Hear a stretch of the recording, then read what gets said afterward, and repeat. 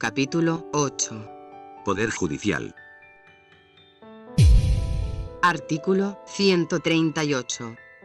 La potestad de administrar justicia emana del pueblo, y se ejerce por el Poder Judicial, a través de sus órganos jerárquicos, con arreglo a la Constitución y a las leyes. En todo proceso de existir incompatibilidad entre una norma constitucional y una norma legal, los jueces prefieren la primera. Igualmente, prefieren la norma legal sobre toda otra norma de rango inferior. Artículo 139. Son principios y derechos de la función jurisdiccional. 1. La unidad y exclusividad de la función jurisdiccional. No existe, ni puede establecerse, jurisdicción alguna independiente, con excepción de la militar y la arbitral. No hay proceso judicial por comisión o delegación. 2. La independencia en el ejercicio de la función jurisdiccional. Ninguna autoridad puede abocarse a causas pendientes ante el órgano jurisdiccional, ni interferir en el ejercicio de sus funciones. Tampoco puede dejar sin efecto resoluciones que han pasado en autoridad de cosa juzgada, ni cortar procedimientos en trámite, ni modificar sentencias, ni retardar su ejecución. Estas disposiciones no afectan el derecho de gracia, ni la facultad de investigación del Congreso, cuyo ejercicio no debe, sin embargo, interferir en el procedimiento jurisdiccional, ni surte efecto jurisdiccional alguno. 3. La observancia del debido proceso y la tutela jurisdiccional. Ninguna persona puede ser desviada de la jurisdicción predeterminada por la ley, ni sometida a procedimiento distinto de los previamente establecidos, ni juzgada por órganos jurisdiccionales de excepción, ni por comisiones especiales, creadas al efecto, cualquiera sea su denominación. 4. La publicidad en los procesos, salvo disposición contraria de la ley. Los procesos judiciales, por responsabilidad de funcionarios públicos, y por los delitos cometidos por medio de la prensa, y los que se refieren a derechos fundamentales garantizados por la Constitución, son siempre públicos. 5. La motivación escrita de las resoluciones judiciales, en todas las instancias, excepto los decretos de mero trámite, con mención expresa de la ley aplicable, y de los fundamentos de hecho en que se sustentan. 6. La pluralidad de la instancia. 7.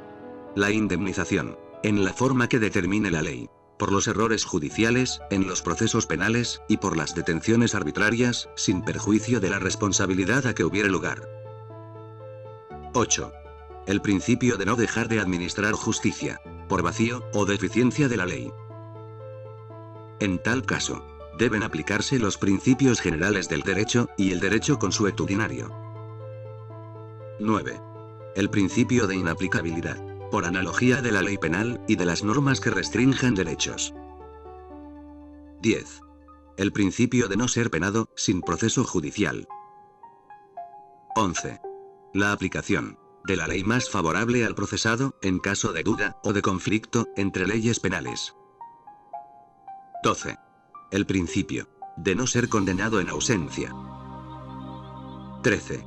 La prohibición de revivir procesos fenecidos, con resolución ejecutoriada. La amnistía, el indulto, el sobreseimiento definitivo, y la prescripción, producen los efectos de cosa juzgada. 14. El principio de no ser privado del derecho de defensa, en ningún estado del proceso. Toda persona será informada inmediatamente, y por escrito, de la causa, o las razones de su detención. Tiene derecho a comunicarse personalmente con un defensor de su elección, y a ser asesorada por éste, desde que es citada o detenida por cualquier autoridad. 15. El principio de que toda persona debe ser informada inmediatamente y por escrito de las causas o razones de su detención. 16. El principio de la gratuidad de la administración de justicia, y de la defensa gratuita para las personas de escasos recursos, y para todos, en los casos que la ley señala. 17. La participación popular, en el nombramiento y en la revocación de magistrados, conforme a ley. 18. La obligación del Poder Ejecutivo de prestar la colaboración que en los procesos le sea requerida. 19. La prohibición de ejercer función judicial por quien no ha sido nombrado en la forma prevista por la Constitución o la ley. Los órganos jurisdiccionales no pueden darle posesión del cargo bajo responsabilidad. 20. El principio del derecho de toda persona de formular análisis y críticas de las resoluciones y sentencias judiciales, con las limitaciones de ley. 21. El derecho de los reclusos y sentenciados de ocupar establecimientos adecuados.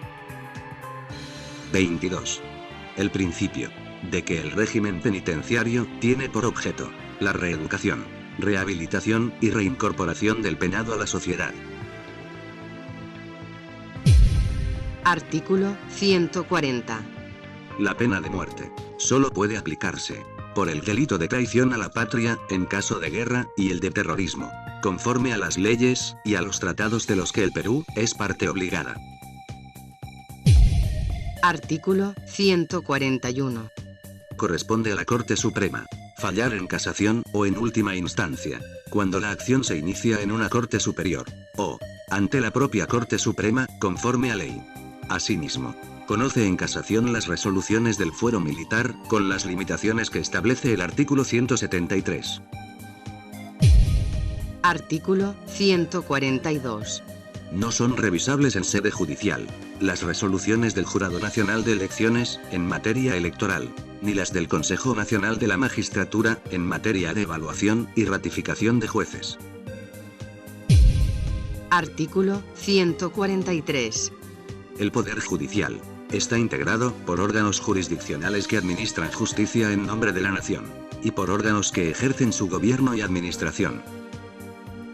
Los órganos jurisdiccionales son la Corte Suprema de Justicia y las demás cortes y juzgados que determine su ley orgánica. Artículo 144. El presidente de la Corte Suprema lo es también del Poder Judicial. La Sala Plena de la Corte Suprema es el órgano máximo de deliberación del Poder Judicial. Artículo 145. El Poder Judicial presenta su proyecto de presupuesto al Poder Ejecutivo y lo sustenta ante el Congreso. Artículo 146. La función jurisdiccional es incompatible con cualquier otra actividad pública o privada, con excepción de la docencia universitaria, fuera del horario de trabajo. Los jueces solo perciben las remuneraciones que les asigna el presupuesto, y las provenientes de la enseñanza o de otras tareas expresamente previstas por la ley. El Estado garantiza a los magistrados judiciales: 1. Su independencia. Solo están sometidos a la Constitución y la ley. 2. La inamovilidad en sus cargos. No pueden ser trasladados sin su consentimiento. 3. Su permanencia en el servicio, mientras observen conducta e idoneidad propias de su función. Y 4. Una remuneración que les asegure un nivel de vida digno de su misión y jerarquía. Artículo 147. Para ser magistrado de la Corte Suprema se requiere: 1. Ser peruano de nacimiento. 2. Ser ciudadano en ejercicio. 3. Ser mayor de 45 años. 4. Haber sido magistrado de la Corte Superior o Fiscal Superior durante 10 años, o haber ejercido la abogacía o la cátedra universitaria en materia jurídica durante 15 años. Artículo 148. Las resoluciones administrativas que causan estado son susceptibles de impugnación mediante la acción contencioso-administrativa. Artículo 149.